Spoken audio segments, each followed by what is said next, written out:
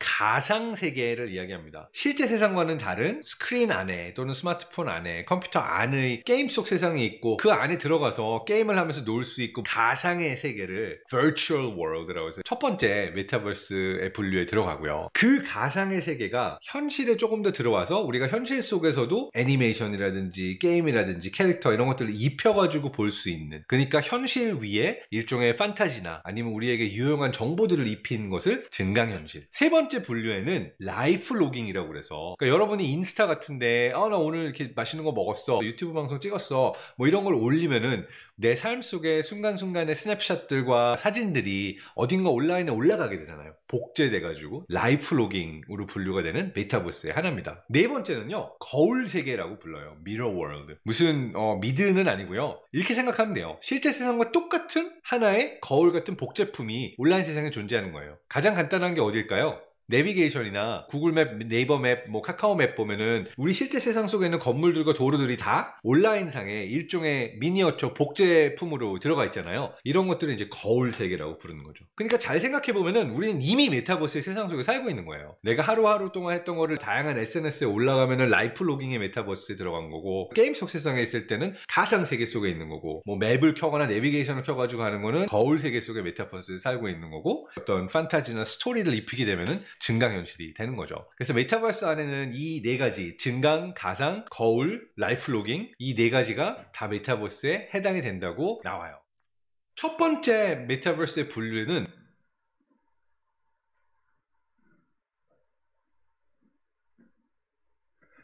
주 안에서 평안하셨습니까?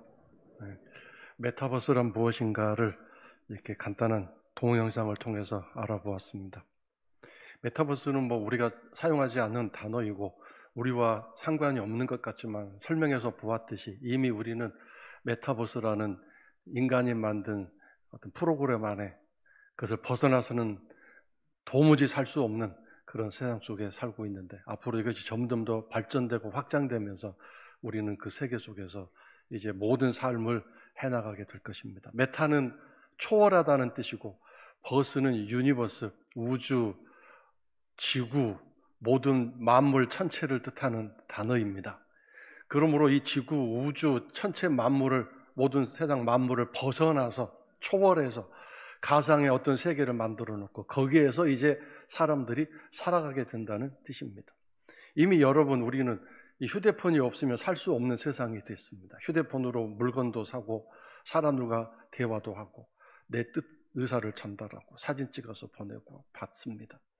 휴대폰을 손에서 한순간도 내려놓으면 불안해서 살 수 없는 세상이 됐습니다. 컴퓨터의 세상이죠. 그런데 저는 이 메타버스를 한마디로 뭐라고 표현하고 싶냐면 비대면의 세계라고 표현하고 싶습니다. 비대면의 세계입니다. 영상으로 회의하는 일들, 우리는 상관이 없었는데 어느샌가 이 코로나로 인해서 줌이라는 단어를 배우게 되고 그 프로그램을 접한 분들도 많습니다. 이미 우리 교회 구역에서도 이 줌으로 구역 예배 드리는 분들이 있습니다. 화면에 거기에 참여하는 모든 사람들의 얼굴 영상으로 나와서 실시간으로 내가 그 사람들과 영상을 통해서 모두가 함께 모여 한 화면에 모여서 이야기를 나누고 대화를 하는 것이죠. 그런데 사실 영상으로 회의를 하고 줌으로 사람들 얼굴을 보면서 내가 대화를 나누는 게 처음에는 신기하고 호기심이 넘쳐서 그 시간을 잘 이렇게 지나갔지만 몇 번 하다 보면 지루해집니다. 그 영상 앞에 있는 사람들 얼굴, 영상으로 얼굴 보면서 대화하는 게 지루하고, 나는 또 그 영상에서 카메라에서 떠나면 그 상대방 화면에 내 얼굴이 공간이 되니까 내가 딴짓하면 보이게 되니까 꼼짝하지 못하게 되고, 그래서 아주 피곤하게 되는 프로그램이죠. 근데 이제 여기서 탈출하는 게 뭐냐면 가상세계, 입체세계, 3D를 만들어 놓고 그 안에 내가 들어가서 직접 그 공간에 들어가서 회의를 하든지 교육을 받든지 쇼핑을 하든지 여러 가지 일들을 하게 됩니다. 그리고 그 공간에서 이제 냄새를 맡게 된다든가 촉감으로 이렇게 느끼게 된다든가 그걸 4D라고 말하는 거예요. 이런 세계가 앞으로 점점 이제 발달되게 될 것입니다. 나를 아바타라고 하죠. 그 가상 공간에 나를 이제 만들어 놓고 그 안에 들어가서 내가 활동하게 됩니다. 그래서 그 가상 공간에 들어가기 위해서는 가상 공간을 참여할 수 있는 안경을 쓰고, 아까 화면에 잠깐 나왔지만 크게 된 안경이 있었죠. 점점 발달하게 될 것입니다. 그 안경을 쓰고 그 가상 공간 안에 들어가서 내가 뭐 미국 여행 가고 싶으면 뉴욕을 누르면 그 실제로 그 거리를 걷고 있는 듯한 그런 느낌을 가지고, 그래서 뭐 직접 내가 그 거리를 걷게 되는 그런 체험적인 일을 할 수 있게 될 것입니다.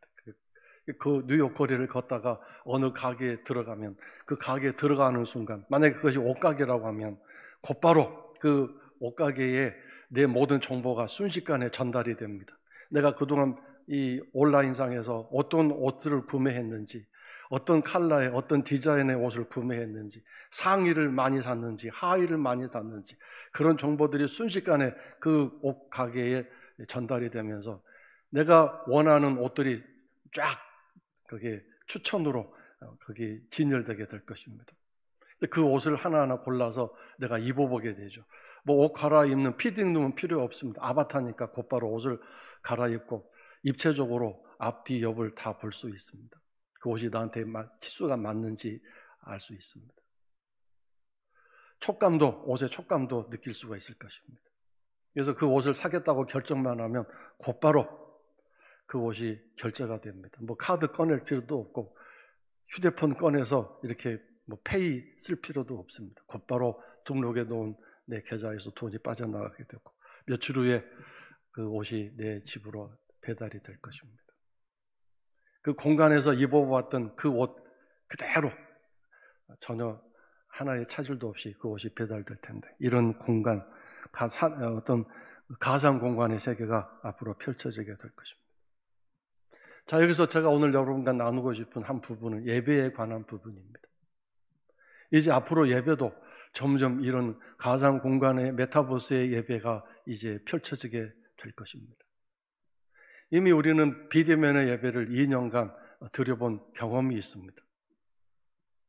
처음에 그 비대면의 예배를 드릴 때는 그래도 엄숙하게 옷을 잘 차려입고 꼼짝하지 않고 예배를 잘 드렸는데, 그것이 한두 번 진행되다 보면 어떻게 되던가요? 자세가 흐트러지게 되어 있습니다. 소파에 누워서 이렇게 쳐다보든지, 그 작은 화면 집중하는 게 얼마나 힘들고 피곤합니까? 또 자녀들이 연결해서 TV에 그 휴대폰 화면을 연결하든지, 아니면 TV에 유튜브를 이렇게 찾아서 그것을 볼 수 있긴 하지만 그 오래 가지 않습니다. 그 예배를 드리는 게 아니라 예배를 시청하는 거죠. 물 먹고 싶으면 물 들어가고, 화장실 가고 싶으면 화장실 가고, 손주들이 뭐라고 그러면 거기 신용하라고, 예배가 완전 예배가 아니라 시청하는 그런 시간이 되고 말았죠. 시간도 마찬가지입니다. 꼭 11시 안 해도 됩니다. 언제든지 틀면 그 예배가 녹화되어 나오기 때문에 오후 1시에도 되고 오후 6시에도 되고 마음대로 시간을 조정해서 할 수 있습니다. 일요일날 바쁘면 어디 가서 못했으면 월요일날 뭐 하든지, 월요일날 못했으면 주중에 언제라도 한번 할 수 있습니다. 근데 그것도 처음부터 끝까지 하는 게 아니라 설교 시간 찾아가지고 그 시간부터 시작해서 설교 끝나면 꺼버리고 다시 이제 끝나는, 설교를 듣는 것도 이제 신경질 나면 빨리 보기로 해가 속도를 빨리 해서 후닥닥닥 설교를 듣고, 이런 식의 일들이 진행되는데, 이제 메타버스의 세상에서 예배는 어떻게 됩니까? 가상 공간에 예배당이 지어져 있습니다. 그런 일들이, 시설들이, 이제 프로그램들이 있게 될 것입니다. 처음에는 뭐 좋은 선교적인 차원에서라고 얘기해서 이렇게 교회들마다 메타버스 교회, 가상 공간의 교회를 만들어 놓을 것입니다. 그러면 어떤 일이 일어나게 됩니까? 사람들이 이제 방 안에 앉아서 예배를 드린다고 그 가상 공간의 교회 시설을 찾습니다. 내 마음에 드는 교회, 건물, 인테리어가 된 그런 교회를 찾아서 이제 교회에 들어갑니다. 거기서 앉아서 예배를 드립니다. 나 혼자 아바타로서 거기 앉아서 예배를 드릴 수 있고, 아니면 다른 사람 입장하도록 허용할 수도 있습니다. 물론 시간이 맞으면 그렇게 되겠죠. 아바타인 나 혼자서 예배를 드리는데 신경 쓸 필요도 없습니다.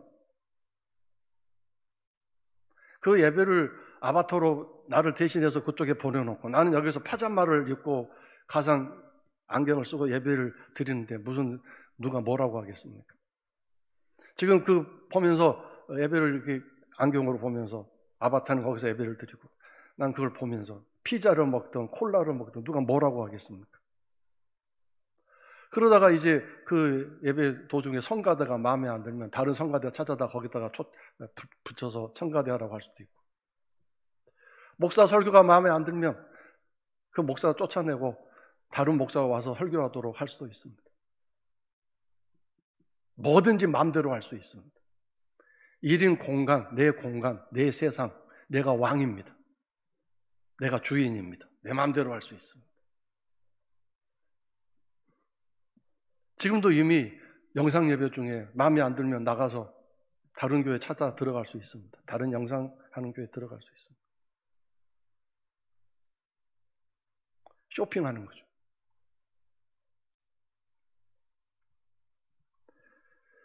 헌금도 온라인으로 할 필요도 없습니다. 비트코인으로 가상화폐로 지불하고 이렇게 결제하고 나오게 될 것입니다. 그런데 성도 여러분, 하나님은 이 세상을 만드시고 우리가 서로 만나고 얼굴을 보고 사귐을 통해 살아가도록 이 세상을 창조하셨고 지금도 그 세상을 그렇게 운영해 가십니다. 교회가 바로 그런 하나님의 운영체계의 대표적인 곳입니다. 하나님은 오늘 우리들을 만나고 싶어 하시고 함께 하고 싶어 하시는 분이라고 분명히 성경에서 기록하셨고, 그것을 대표적으로 예수님을 이 땅에 보내셔서 우리와 함께 거주하시면서 대화하셨습니다. 신적인 하나님이 인간의 모습으로, 인격적인 모습으로 오셨습니다. 그러니까 인격적인 이 하나님 만나는 시간이 바로 이 예배 시간입니다. 우리 눈에 보이지는 않지만 하나님이 이미 이 공간 안에 와 계시고 이 시간에 우리와 함께 계십니다. 우리와 지금 이 예배를 통해서 만나고 계십니다.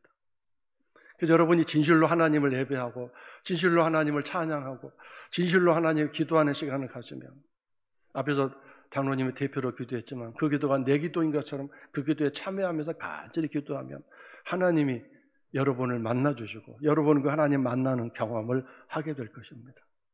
아, 내가 지금 하나님을 만났구나. 내가 지금 하나님을 만나고 있구나.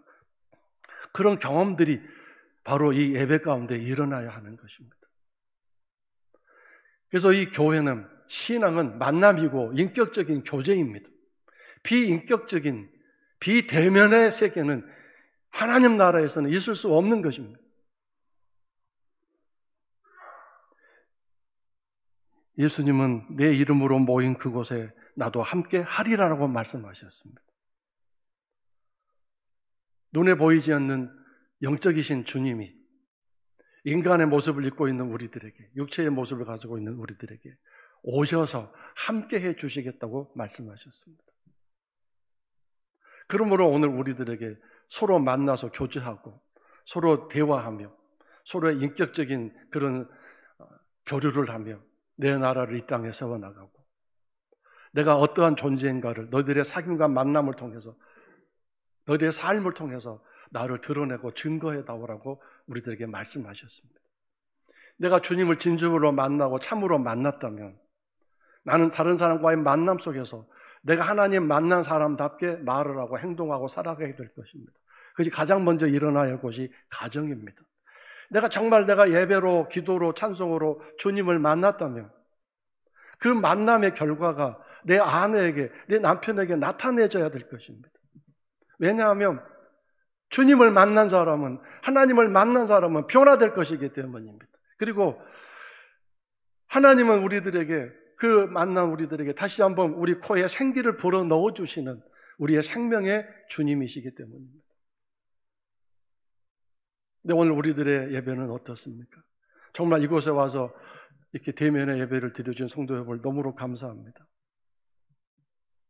그러나 오늘 정말 우리들의 예배가 대면의 예배가 되기 위해서 이미 우리 예배 가운데 임재하신 그 하나님이 내 마음에 오시고 내 마음을 만져주시는 그런 온전한 예배와 찬송과 기도와 예배의 자세와 태도가 이루어져야 되지 않겠습니까? 영상 예배도 마찬가지고 입체감을 가진 메타버스의 공간 안에서 예배 드리는 일도 마찬가지인데 거기서 일어나는 공통적인 일이 하나 있습니다. 뭡니까? 삶의 변화, 인격적인 변화가 없다는 것입니다. 그런 가상 공간의 예배 또는 영상 예배에서 어떤 인격적인 변화와 삶의 변화가 일어날 수 있겠습니까? 물론 특별한 경우에 정말 어떤 갇혀있는 처절한 상황 속에서 방송의 어떤 설교 하나를 듣고 방송에서 나오는 어떤 말씀 한마디를 듣고 삶의 변화되고 주님을 만난 그런 일도 있지만 지금 제가 말하는 것은 우리의 예배를 말하는 것입니다. 우리가 드리는 예배를 말하는 것입니다. 주님을 만나는 그 만남의 인격적인 예배가 없지는 우리의 삶의 변화나 우리의 인격적인 변화가 일어날 수가 없습니다. 그런 영상 예배나 또는 메타버스의 입체감을 가진 그런 가상 공간의 예배를 통해서는 인격적인 변화가 있을 수 없습니다. 왜요? 예수님이 그 인격적인 모습으로 우리 메타버스 공간 안에 오실까요? 거기 찾아오실까요? 아바타가 드리고 있는 예배의 그 공간에 찾아오셔가지고 아바타가 교회 시설도 마음대로 치장하고 바꾸고 설교자도 마음대로 불러서 너 설교해 그리고 내가 들어줄게 하는 이런 식의 그 예배 공간에 주님이 인격적으로 찾아오셔서 만나 주실까요?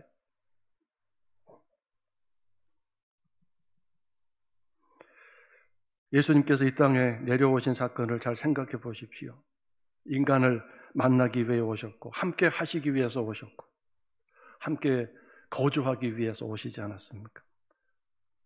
근데 그 예수를 만났던 사람들은 예수님을 진실로 마음에 모시지 못했기 때문에 인격이 변하고 삶이 변화되지 않았지요. 그리고 그 예수님을 불편해해서 그 예수님 하시는 말씀이 불편해서 십자가에 못 박아 죽여버리지 않았습니까? 쫓아내버렸죠. 오늘 우리도 지금 우리는 너무 이 사람이 만들어 오는 문명과 문화에 익숙해져서 주의 말씀이 불편할 때가 많습니다. 그리고 직접 이렇게 함께 모여서 예배 드리는 일이 아주 불편합니다. 나 혼자서 그냥 아무 방해 없이 예배 드리는 일이 참 쉽고 편할 것 같지 않습니까? 그렇게 되면 내가 부족한 사람인지 인격적으로 잘못된 사람인지 그 어떤 스트레스도 필요 없을 것입니다. 또 다른 사람으로부터 불편함을 입든지 또 다른 사람의 신앙적인 모습을 보면서 내가 방해를 받는 일도 일어나지 않게 될 것입니다. 나 혼자서 예배를 드리고 참여하고 헌금하고 끝나는 그 간단한 예배 얼마나 편하고 좋습니까? 그러나 여러분 이런 인간이 만들어 놓은 공간에 초우주적인 그런 새로운 세계를 만들어 놓고 거기서 살아가는 것이 하나님이 기뻐하시는 일일까요?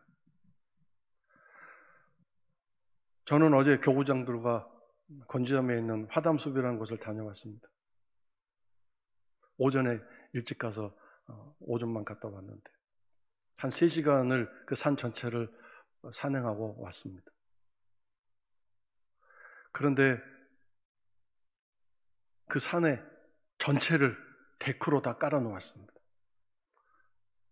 약간 몇 군데는 세멘트로 이제 포장해 놓은 곳도 있었지만 그래서 너무 편하게 산 전체를 돌아보고 왔는데 그 발밑의 편안함이 절대로 산 전체를 바라다보고 그 산에서 느끼는 상쾌함과 그 단풍들과 산 위에서 내려다보는 산 아래 모든 모습들과 나무들과 풀과 그 바람과 그 반짝반짝 빛나는 햇살들을 보면서 얼마나 기분이 이렇게 맑고 깨끗해지고 그러면서 인생이란 무엇인지 삶이란 무엇인지 인간이란 무엇인지 이런 생각을 깨닫게 하는 경험을 했습니다. 발밑에 깔려진 첨단 문명의 그 어떤 그 도움들이 산을 바라보는데 전혀 방해가 되지 않고 오히려 도움이 됐을 뿐입니다. 현대 문명과 발달이 산을 바라보는데 도움이 되는 서버가 되는 서비스하는 차원이었지 그것이 주가 되고 그것이 우리의 모든 생각과 마음을 장악하는 그런 일은 일어나지 않았죠. 그것이 바로 하나님 만드신 세상의 능력입니다. 저 세상을 바라보고 산을 바라보고 강을 바라보면서 우리는 마음이 얼마나 차분해지고 겸손해지고 인생이란 무엇인지 깨닫게 되는 그런 순간들을 맞이하지 않습니까? 자, 근데 여러분, 인간이 만들어 놓은 호화스러운 빌딩이나 초호화 건물 안에 들어가면 어떻습니까? 거기에 차려진 모든 가게들이라든가 시설들을 통해서 편안함과 그리고 행복을 누릴 수는 있을지 모르겠습니다. 그러나 그것이 인생이 무엇인가 깨닫게 되고 겸손해지는 일은 없을 것입니다. 더 나아가서 그런 건물들 안에 상점 가게들마다 쌓여진 그 물건들을 보면서 감히 내 수준으로는 그 안에 들어가지 못해서 윈도우 밖에서 그 안을 기웃거리면서 저거 갖고 싶은데 라는 생각으로 그걸 갖지 못하는 내 신세가 얼마나 좀 불쌍하게 보이고 여러 가지로 마음이 불편했습니까? 인간이 만든 세상은 더 많은 욕심과 그것을 갖고자 하는 더 많은 갈등으로 불편하게 하고 불행하게 만드는 것 같습니다. 그러나 하나님 만든 이 세상은 그 세상 앞에 서 있기만 해도 얼마나 모든 것을 다 내려놓고 그 산에 있는 상황 속에서 부자라고 그 산이 더 많은 걸 보여줍니까? 박사학위 10개 가진 사람이라고 그 강이 그 사람에게 더 많은 것을 제공해 줍니까? 부자나 가난한 사람이나 배운 사람이나 못 배운 사람이나 그 차이는 똑같습니다. 모든 걸 똑같이 베풀어 줍니다. 그래서 모두가 행복하고 편안합니다. 그러나 인간이 만든 세상은 그렇지 않습니다. 돈 많은 사람과 돈이 없는 사람이 구별됩니다. 많이 아는 사람과 그렇지 않은 사람과 차별이 됩니다. 그런데 오늘 세상 사람들은 하나님 만드신 세상을 벗어나서 내가 만든 세상 안에서 행복을 누리고 편안함과 즐거움을 찾으려고 합니다. 만약에 예배조차도 점점 비대면의 세계로 날아간다면 우리는 정말 주님을 만나는 일이, 주님이 나를 만나시는 일이 불가능해지는 그런 형식적인 예배로 전락하게 될 것입니다. 점점 나는 내 흥미에 맞는, 내 취향에 맞는 그런 예배를 찾아다니고 그런 목회자들을 찾아다니면서 나의 인격과 나의 삶의 변화는 절대 일어나지 않는 그런 신앙생활, 종교생활이 되고 말 것입니다. 면세점에서 가장 많이 팔리는 품목이 뭔지 아십니까? 립스틱이 많이 팔린다고 합니다. 그 다음에 팔리는 것이 향수나 그 다음에 세 번째가 선글라스입니다.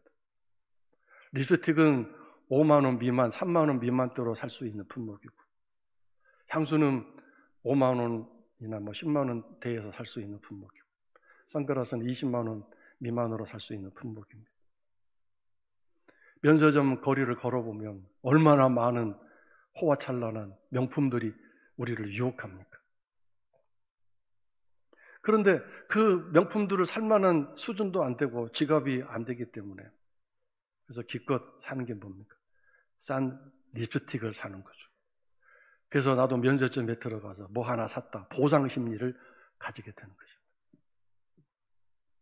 그 다음에 좀 더 돈이 있는 분은 향수를 사는데 향수를 사다 보니까 집에 안 쓰는 향수들이 막 이만큼 쌓여 있는 그런 경우도 많을 것입니다. 선글라스도 마찬가지고. 선글라스는 그래도 좀 돈이 더 있는 분들이 구매하게 되겠죠. 선글라스가 5개, 10개 있는 경우도 있을 것입니다. 그것이 바로 이 세상이, 인간이 만든 세상이 우리를 소비하게 만들고 그런 물건들을 가짐으로 행복을 느끼게 하는 그런 물질주의적인 욕심으로 이끌어가는 거죠. 그러나 하나님 만드신 세상은 하나님을 만나게 되면 겸손하게 되고 가난하게 되어지고 인생이란 참 덧없는 것이구나 깨닫게 되어지고 오직 하나님만이 영원하시구나 이걸 깨닫게 되고 알게 될 것입니다. 하나님을 만나는 이 대면의 예배가 우리에게 얼마나 중요한지 알 수 없습니다. 신석정이라는 시인은 아직 촛불을 켤 때가 아닙니다라고 시를 썼습니다. 주보에 그 시가 전문이 나와 있습니다. 어머니, 아직 촛불을 켜지 마세요. 저 언덕을 넘어가는 저녁 해에 엷은 광선들이 섭섭해합니다. 이렇게 시를 쓰고 있습니다. 아직 햇살이 다 가지 않았어요. 아직 해가 남아 있어요. 그리고 그 햇살을 아직도 저 양들이 돌아가지 않고 푸른 풀밭에, 녹색 침대가 푸른 풀밭이죠. 언덕에서 어린 양들은 잔디에 누워, 녹색 침대에 누워 아직 남은 햇살을 즐기느라 좀 돌아오지 않고 있습니다. 인공적인 촛불을 켜지 마세요. 아직 햇살이 남아 있습니다. 왜 그렇게 시간을 단축하려고 하십니까? 저 햇살이 얼마나 좋습니까? 근데 그 햇살을 밀쳐놓고 촛불을 켜시려고 하십니까? 촛불이 얼마나 약하고 초라하고 조금만 바람이 불어도 회 꺼지는 그 촛불을 뭐하러 그렇게 켜려고 하십니까? 촛불 켜지 마세요. 이런 시를 써요. 저는 이 시를 읽으면서 하나님 맞는 세상이 얼마나 아름다운 세상인가. 근데 그 세상을 파괴하고 거기다 집을 짓고 아스팔트를 깔고 그 안에 들어가 행복해하며 사는 우리들. 이것이 얼마나 하나님과의 비대면 세계에서 살아가게 될 어리석은 일인가를 깨닫습니다. 더 많이 가지려고 하고 더 많이 쌓으려고 하는 우리들의 욕심들이 하나님을 만나는 일을 점점 멀리하게 하는 그런 일들이 아닌가 생각합니다. 자, 오늘 본문 말씀으로 돌아가겠는데, 포도원 주인이 포도원 지기에게 거기 포도원에 또 무화과 나무를 심었는지, 근데 무화과 나무가 열매가 없다고 포도원 지기에게 주인이 찍어서 내버리라고 얘기합니다. 이 말씀에 나오는 포도원 주인은 하나님을 상징하고, 거기 포도원에 심겨진 무화과 나무는 원래적으로 이스라엘을 상징하지만 바로 나 자신을 상징하는 단어입니다. 그리고 포도원 지기는 예수님을 뜻합니다. 여기서 중요한 게 뭡니까? 열매입니다. 무화과 나무는 그 포도원 지기가 열심히 열매를 맺도록 돌보았습니다. 거름도 주었습니다. 그런데 작년에도 없고 재작년에도 열매가 없습니다. 무화과 나무는 땅에 심겨져서 그냥 서 있으면 그 포도원 지기가 돌보는 사람이 돌보는 것 그냥 받고 있으면 자동적으로 열매가 맺혀지게 돼 있습니다. 무화과 나무에게 포도원 주인이 포도 열매 맺으라고 한 적 없습니다. 다른 열매, 꽃을 피우라고 한 적도 없고, 그냥 너는 그 자리에 가만히 서서 포도원 지기의 서비스를 받고 있으면 시간이 지나면 언젠가 자동적으로 열매가 맺혀질 것입니다.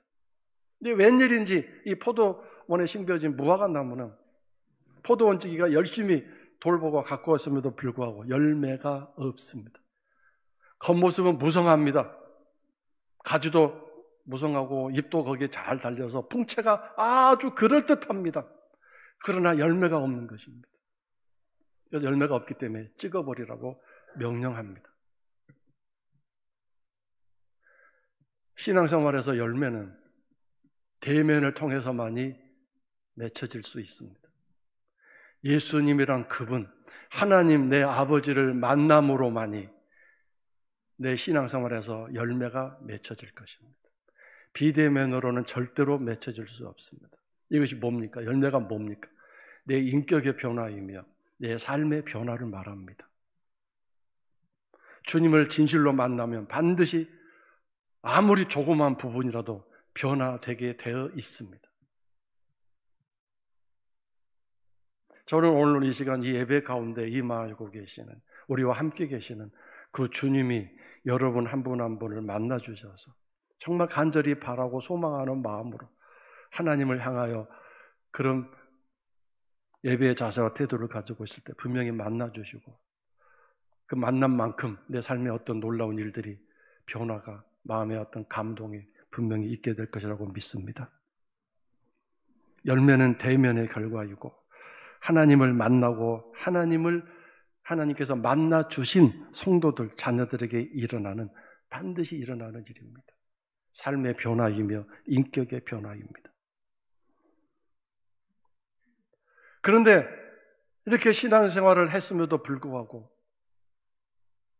한 해가 다 저물어가는 올 한 해에도 내 삶의 변화가 별로 없고 오히려 비대면의 예배를 더 많이 드리다 보니까 신앙적으로 더 후퇴해져서 하나님 입에서는 반드시 분명히 찍어버리라고 말씀하실 수도 있을 것입니다. 여기서 찍어버리다라는 말은 하나님과 그 사람과의 관계가 끊어진다는 뜻입니다. 하나님으로부터 더 이상 그 아무런 것도 오지 않는다는 뜻입니다. 근데 예수님이 그러지 마세요, 하나님 아버지. 내가 한 번 더 돌보겠습니다. 한 번 더 걸음을 주겠습니다. 걸음을 준다는 말은 뭔가 감동받을 만한 권면을 하시던가, 어떤 은혜 받을 만한 어떤 상황을 만들어서 그에게 내가 가까이 다가가겠습니다. 제가 더 열심히 마음의 문을 두드려 보겠습니다. 이 사람을 통해서, 또 저런 일을 통해서. 그러니 한 번만 더 기회를 주세요. 이렇게 요청하십니다. 중보자로서 나를 살리시고 나를 붙드시고자 애를 쓰시는 분이십니다. 그런 유예 기간을 두어서 지금도 오늘 이 자리에 내가 혹시 앉아 있는지도 모르겠습니다. 잠언 8장 17절에서 예수님이 말씀하시고 하나님이 말씀하십니다. 나를 사랑하는 사람, 나를 간절히 원하는 사람에게 뭐 한다고 하셨어요? 만나 주시겠다고 하셨어요. 대면해 주시겠다고 하셨습니다. 창세기에서 하나님은 그 에덴 동산을 만드신 다음에 아담과 하와를 주기적으로 찾아오셔서 만나셨습니다. 하늘에 계신 하나님이 에덴 동산에 있는 인간의 아담과 하와를 찾아오셔서 얼굴과 얼굴을 맞대시고 대화를 하시고 교제를 하셨습니다. 그리고 예수님도 하루 일과가 끝나면 꼭 산에 올라가셔서 조용한 곳에 가셔서 하나님 아버지와 대면하셨습니다. 기도하신 거죠. 만약에 밤늦게까지 환자들이 몰려오고 시간이 없으면 새벽에라도 일찍 일어나셔서 한적한 곳에 가셔서 하나님 아버지와 대면하셨습니다. 대면의 기도를 하셨습니다. 그걸 우리들에게 보여주셨습니다. 성도 여러분, 오늘 우리들의 이 예배 가운데 하나님을 지금 만나셨습니까? 주님 여러분을 만나 주셨습니까? 이제 찬송을 하나 부르면서 그것을 다시 한번 깊이 생각해 보는 시간을 갖겠습니다. 저는 이 찬송을 부르면서 여러분의 마음의 원통함이나 맺힌 것들이 다 풀어지는 시간이 되기를 주의 이름으로 축원합니다. 마음의 염려나 근심들이 다 사라지는 놀라운 기적이 일어나기를 주의 이름으로 축원합니다.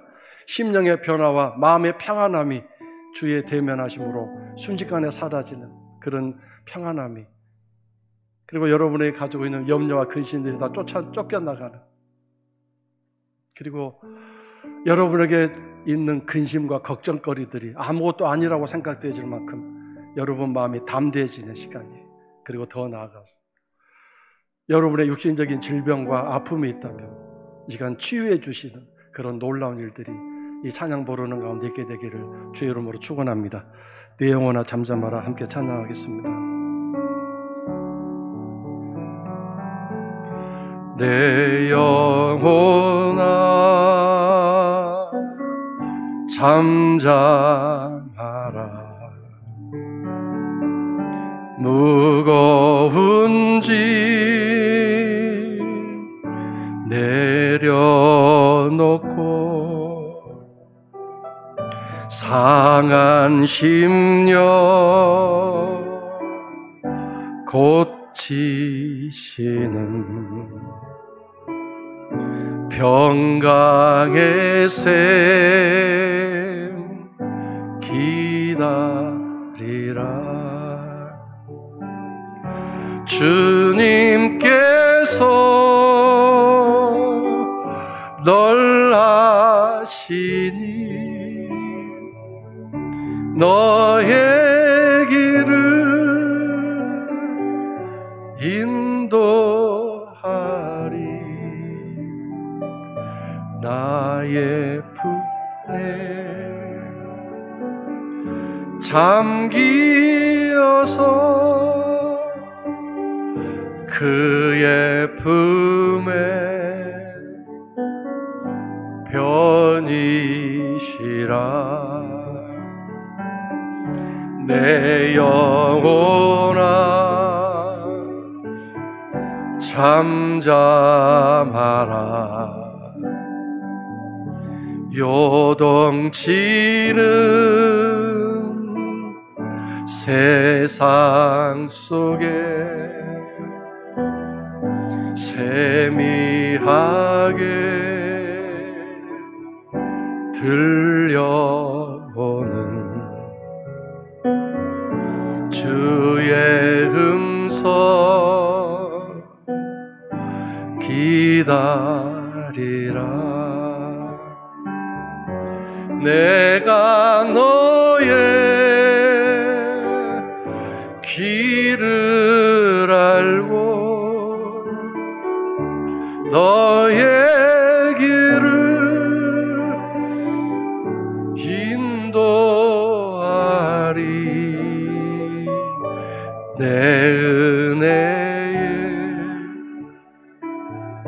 잠기어서 나의 품에 편히. 1절을 다시 한번 부르겠습니다. 내 영혼아 잠자라. 무거운 짐 내려놓고 상한 심령 고치시. 평강의 새 기다리라. 주님께 날 아시고 날 아시니 나의 길을 인도하리. 나의 길을 인도하리. 주 은혜에 잠기어서 그의 품에 편히쉬라. 2절은 여러분이 눈 감고 연주에 깊이 묵상하시면서 노래를 속으로 하시든지 아니면 눈 뜨고 조용히 찬송을 2절 부르시든지 기도하는 마음으로, 대면의 마음으로 주님 저 만나주세요 이렇게 기도하는 마음으로 부르겠습니다.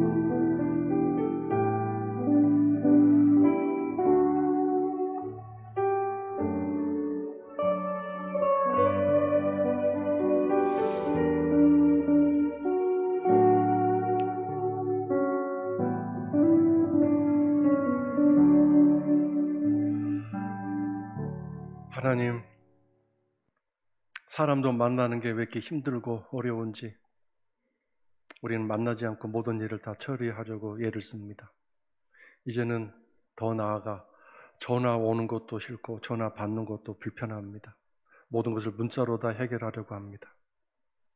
점점 고립되어져 가고 점점 홀로 되어 가는 세상입니다. 하나님 나라는 대면하여 서로 교제하고 서로 울퉁불퉁한 것들 교제하며 깎아주고 다듬어주고 나의 그릇됨을 알고 나의 수준을 테스트하는 신앙의 훈련의 도장이 바로 이 교회이고 성도들 간의 만남인데, 우리가 이 세상에 살면서 점점 비대면의 세계에 익숙하다가 사람들에게 이제 불편함을 피하여 하나님까지도 멀리하는 신앙생활 될까 봐 두렵습니다. 우리는 끝없이 만나게 해주시고 만남을 좋아하는 성도의 삶이 될 수 있도록 우리를 이끌어 주시옵소서. 내가 주님을 만남으로 세상 모든 사람을 어디에 가서 땅끝까지 갈지라도 사람들을 만날 수 있는 그런 예수의 사람들 되게 하시고, 주의 복음을 내 삶으로 나타낼 수 있는 주의 향기와 편지가 되게 하여 주시옵소서. 하나님, 내가 누군가에게 편지가 되고 내가 누군가에게 시가 될 수 있는 삶이 되기 원합니다. 가장 가까운 내 아내와 내 남편에게 짜증과 분노를 일으키고 그것을 유발하는 사람이 되지 않게 하시고,